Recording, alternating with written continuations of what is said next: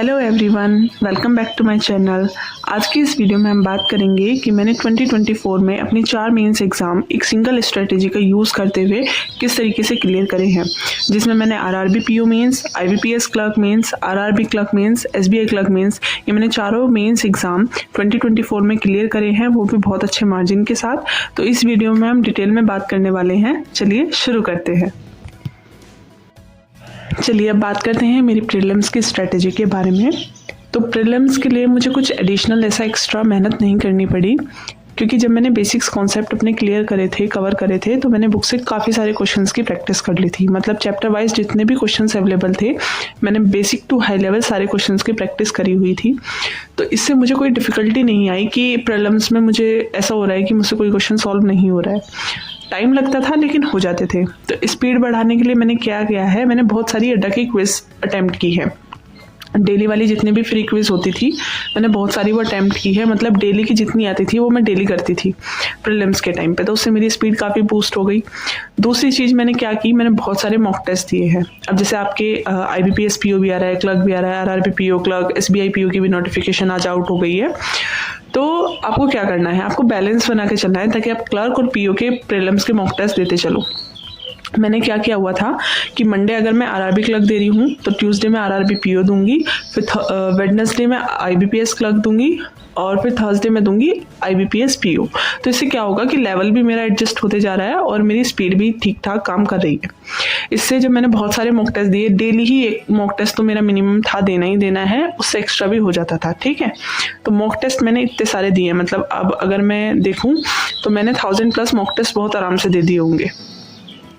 उसके बाद अगर ये देखो, प्रीलिम्स में ये होता है कि क्वेश्चंस को अप्रोच किस तरीके से करना है, वो सीखने के लिए आप यूट्यूब पे प्रैक्टिस सेशन होते हैं जो प्रीलिम्स एग्ज़ाम के लिए होते हैं ना, कि अच्छा आरआरबी क्लर्क आ रहा है तो उसके प्रीलिम्स एग्ज़ाम के लिए जो वो सेशंस होते हैं, प्रैक्टिस सेशंस, तो आप उनको देख सकते हो। उससे आपको राइट अप्रोच पता चल जाएगी, क्वेश्चन किस तरीके से सॉल्व करना है। आपको ज़्यादा दिन नहीं देखने हैं, मतलब अगर आप बिल्कुल बिगिनर हो तो देख सकते हो, अगर आपको राइट अप्रोच पता है तो सिर्फ आप मॉक टेस्ट पर फोकस कर सकते हो। ठीक है, इस तरीके से आपका जितना भी प्रीलिम्स का वो है, वो सब डर भी निकल जाएगा। आपको मॉक टेस्ट देना अच्छे से जब आ जाएगा तो आपको पता रहेगा कि अगर आपको एंग्जाइटी हो रही है, पजल्स नहीं बन रही है, तो वो एकदम से होता है ना कि नहीं हो रहा है, छोड़ो, बंद करो, तो उस चीज़ के आप हैबिचुअल हो जाओगे और एग्जाम्स में जाके आप घबराओगे नहीं। तो सिर्फ इतना ही करना है आपको प्रीलिम्स के लिए, ज़्यादा कुछ नहीं करना है।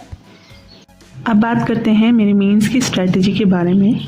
मेंस में क्या होता है कि आपको बहुत डिफ़िकल्ट क्वेश्चंस आएंगे और सब लोग बोलते हैं कि आपको सिर्फ सिलेक्टेड क्वेश्चंस करने होंगे, लेकिन वो सिलेक्टेड क्वेश्चंस तुम्हें एग्जाम में तब पता चलेंगे जब आप यहाँ से उस चीज़ को प्रैक्टिस करके जा रहे हो।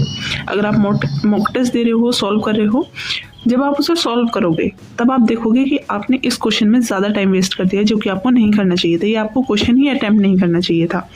तो उसके लिए आपको क्या करना पड़ेगा, एक तो प्रैक्टिस सेशन ज़रूर देखने हैं। हर एक सब्जेक्ट के मेंस लेवल के प्रैक्टिस सेशन यूट्यूब से बहुत ज़्यादा देखो, मतलब उसी से ही आपकी अच्छे से प्रैक्टिस होगी हाई लेवल क्वेश्चंस की। फिर उसके बाद उसकी पीडीएफ सॉल्व भी करना है। दूसरी चीज़ आपको क्या करनी है, जब आप इस तरीके से उनकी पीडीएफ वगैरह सॉल्व करोगे तो आप हाई लेवल क्वेश्चन प्रैक्टिस, अगर आपके पास कोई पीडीएफ आपको अच्छी लगती हो सॉल्व करनी, आप वो कर सकते हो। क्विज होगी वो कर सकते हो।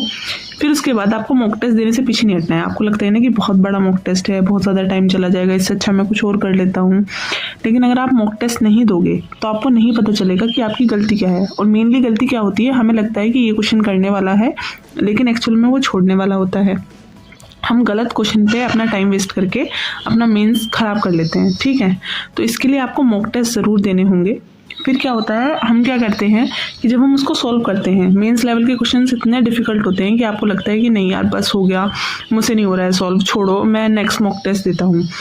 वो चीज़ एकदम गलत है। अगर आपने एक मॉक टेस्ट दिया है मेंस का, तो उसे पूरा सॉल्व करो, कंप्लीट सॉल्व करो। क्योंकि हम ये सुने होते हैं कि आधे क्वेश्चन नहीं करने हैं, तो आप बोलोगे कि ये तो छोड़ने वाला एग्जाम में, छोड़ो, मैं इसे प्रैक्टिस ही नहीं करता हूँ।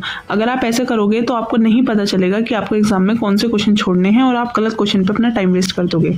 इसके लिए आपको मेंस के मॉक टेस्ट भी देने हैं, और जो आप क्वेश्चंस जब उसे सॉल्व करोगे पूरे मॉक टेस्ट को, तो चाहे एक क्वेश्चन में कितना भी टाइम लगे, लेकिन आपको सॉल्व करना है। जैसे मैंने फर्स्ट या सेकेंड टाइम दिए थे तो मुझे DI जो होती थी मैथ्स की, क्वांट्स की, जैसे स्मार्ट कीड़ा की बहुत डिफ़िकल्ट DI होती है, ठीक है। तो मुझे 4-4 5-5 दिन भी मैंने वो DI खींची है, मतलब इतनी गंदी वाली DI होती थी वो, लेकिन फिर भी मैंने कंप्लीट की है।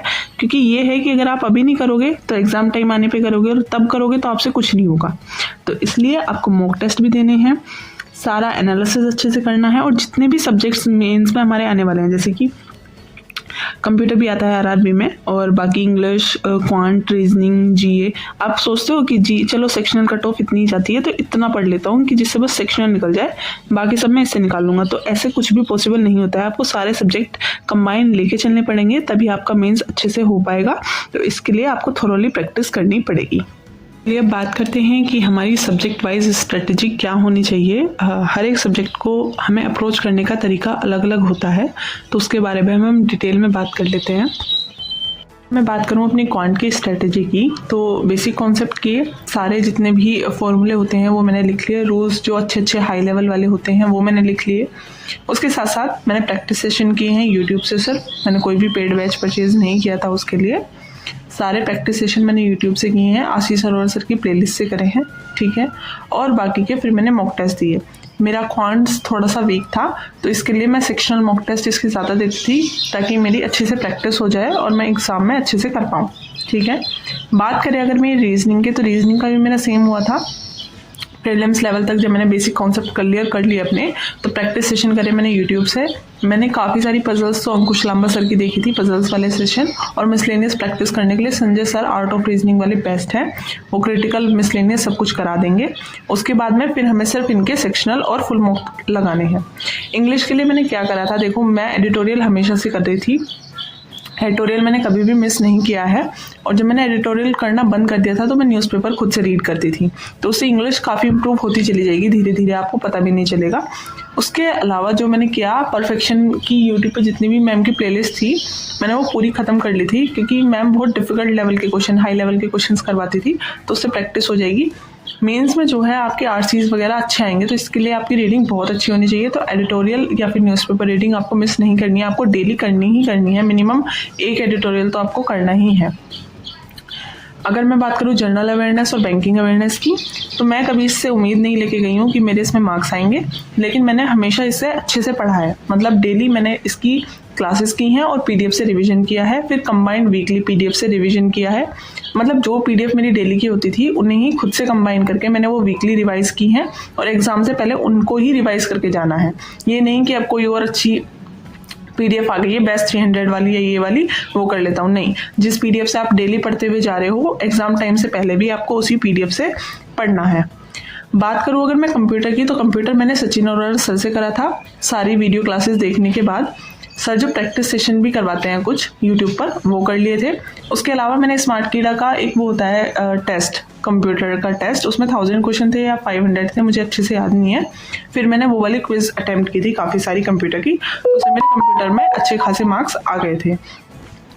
आई होप कि मैंने अब आपके सभी डाउट्स क्लियर कर दिए हैं और आपको एक अच्छे से प्लान पता चल गया है कि आपको किस तरीके से एग्ज़ाम को अप्रोच करना है।